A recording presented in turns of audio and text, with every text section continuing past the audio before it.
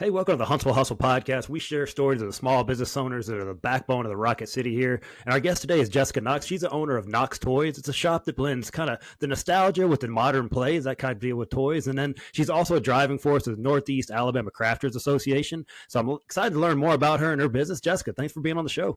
Oh, it's a pleasure to be here. Let's take it back to the beginning. What inspired you to start Knox Toys? Kind of what makes you unique? I mentioned a little bit about it. What makes you unique?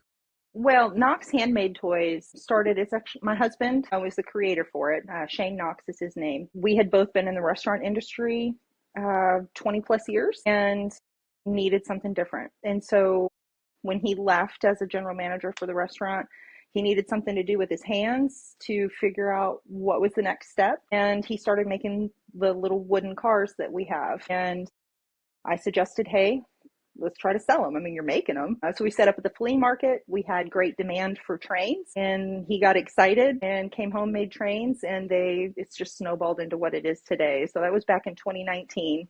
And today we use a wide variety of woods. So from Padauk and zebra wood from Africa, and rainbow poplar domestically from North America, and then purple heart and yellow heart. We had no idea that trees grew in so many different colors.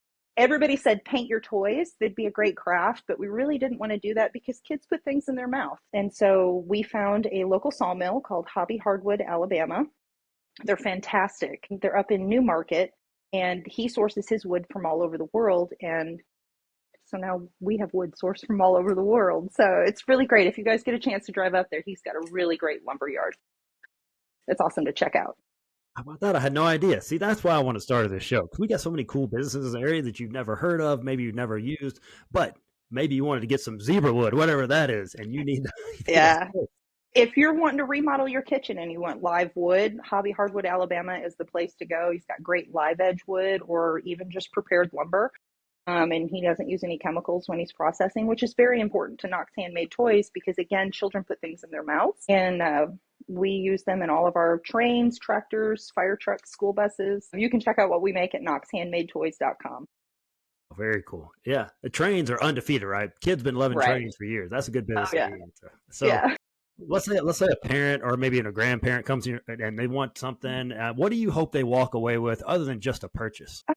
The nostalgia is a huge part of it. We love seeing children walk into our booth and put down their phone or their tablet and let their imagination and their creativity run wild. And then we also guarantee our toys. So it doesn't matter if the dog chews it up. You bring it back to us and we'll replace it. For as long as we're making the toys, we will make sure you have a generational toy for your kids and their kids and your grandkids. So, and that's kind of the thing that we really want people to take away is, this is not your average box store toy that you're going to get. You get something created with intention and something that your kids and their kids can enjoy for years to come. So that's what we hope they take away.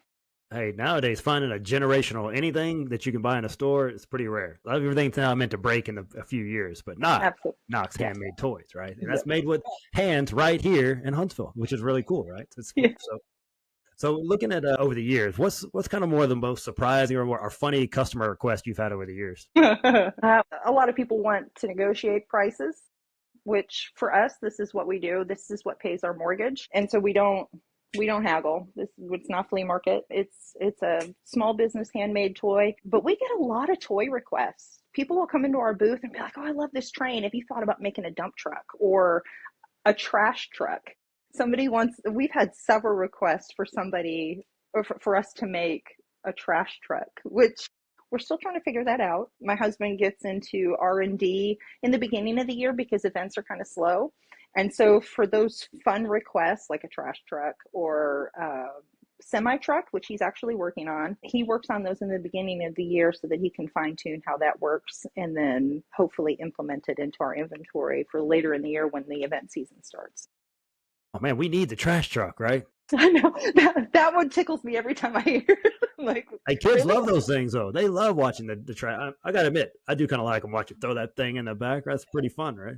Well, I had to talk my husband into making a school bus. He did not think that a school bus would be popular. And so I actually designed our school bus. It's the only toy that I've designed. It's very simple. It's a lot of fun. The removable kids and a driver. And what kid doesn't have to drive a school bus doesn't love a school bus. And so they've been very popular and they're very fun. My now 2-year-old, that's been her favorite toy, and it's great with milestones and dexterity and things like that. So it's My there to son was help kids learn. yeah, my son was obsessed with the school bus when he was little. So I could see that. He loved the school bus. So Yeah, yeah, it's fun to good job. make. Look at you designing stuff. You could do all kinds of I stuff. know, right? What's been the biggest challenge of running a toy business in today's world where everything seems to be electronics? How have you guys have adapted with that?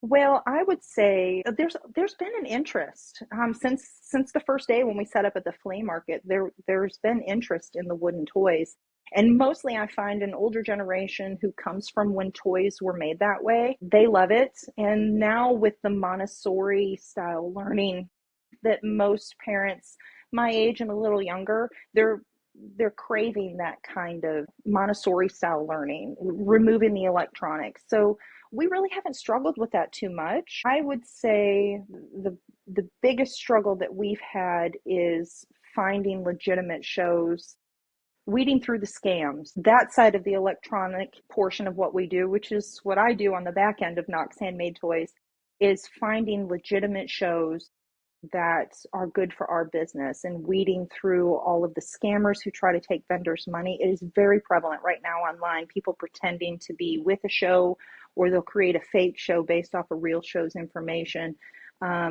Vendors are losing money that way, and time, which is valuable, as you know, as a small business owner.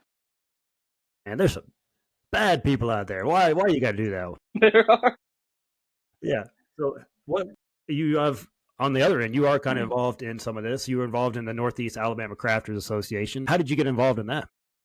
So we learned very quickly while doing shows about, it's called NECA, is the short-term abbreviation for it, and it's the Northeast Alabama Craftsmen's Association. And they put on 3 shows a year, which Shane and I have done those shows since we really started Knox Handmade Toys.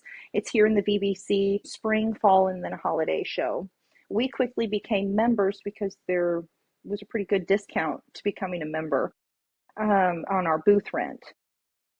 And then when we realized it's a free craft show to attend inside a convention center, where you have controlled weather, right? You're not out in the rain.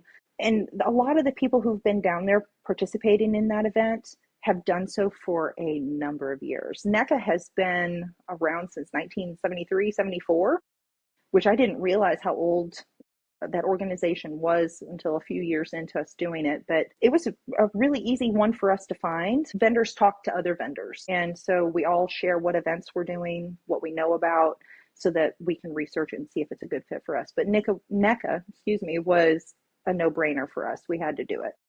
Yeah, you just mentioned how hard it is to find legitimate shows. Now you get 3 of them right there with one organization. Pretty awesome. And it's here locally. We don't have travel expense other than parking in the VBC. We don't have to get a hotel.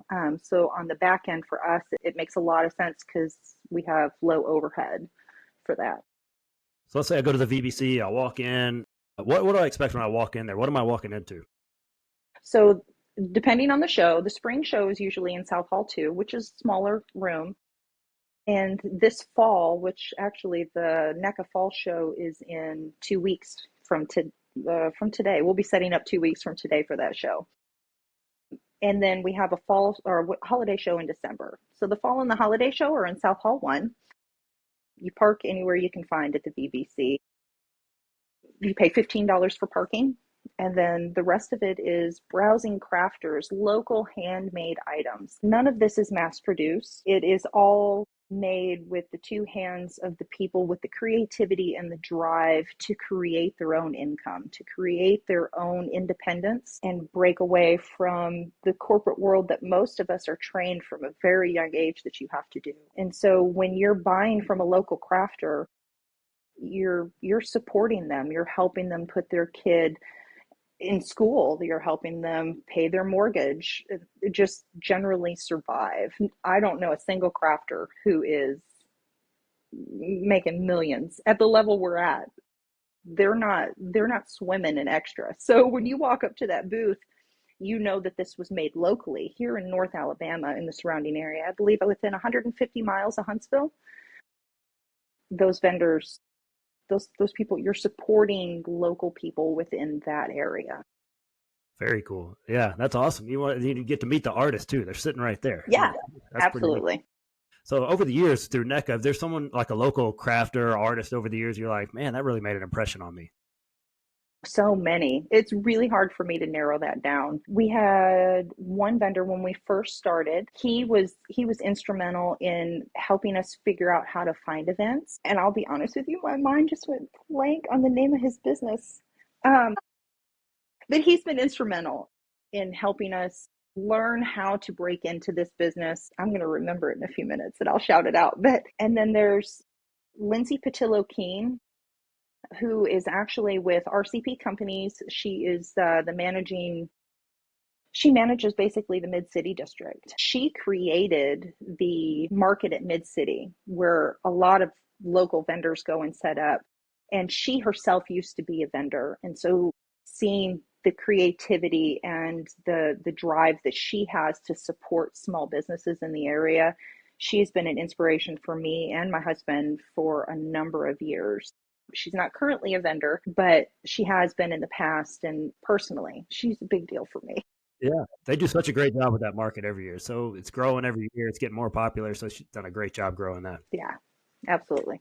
Beyond, NECA has these shows they put on. What do they do beyond that for the small business owners? Well, over the years, before COVID, we had monthly or quarterly meetings. There would be educational sessions. COVID kind of put a stop to that, but we have plans to really bring back that connection in that community where we can get together and learn how to do the everyday small business things that we need to know about, tax preparation, social media knowledge, and bases like that. The small business operations that get left behind or not really discussed, where most small business owners feel overwhelmed. We want to bring back those opportunities within NECA and our members to be able to participate in that. So that's something that we are working on driving towards. Yeah, that's a great resource to have because you can learn something to pass it on. That's the way it should work as small business owners. We just help each other out. Absolutely. So Huntsville, we got a ton of small business owners that are creative entrepreneurs that people probably don't even know about. What do you love most about being part of that community? Everybody is willing to help one another. And I find that most often at NECA. It's a community, and I really can't stress that enough. The mindset of these small business owners who are willing to give you advice and help you figure something out. Oh my gosh, I left bags at the house. Does anybody have some I can use today? I very rarely come across another vendor that we just don't get along with or makes something hard. With any job, you have that, but it's so rare in the welcoming atmosphere that we have within, especially the NECA organization. Everybody is there to help you. Everybody wants to see you succeed. And as we plan the events, our event chair, Renee Doss, she has been planning these events for a number of years. And every year she just does her best to take it to the next level. We're all there as a support and community. And that's really the biggest thing that I love about NECA and the small crafter community that we're involved in.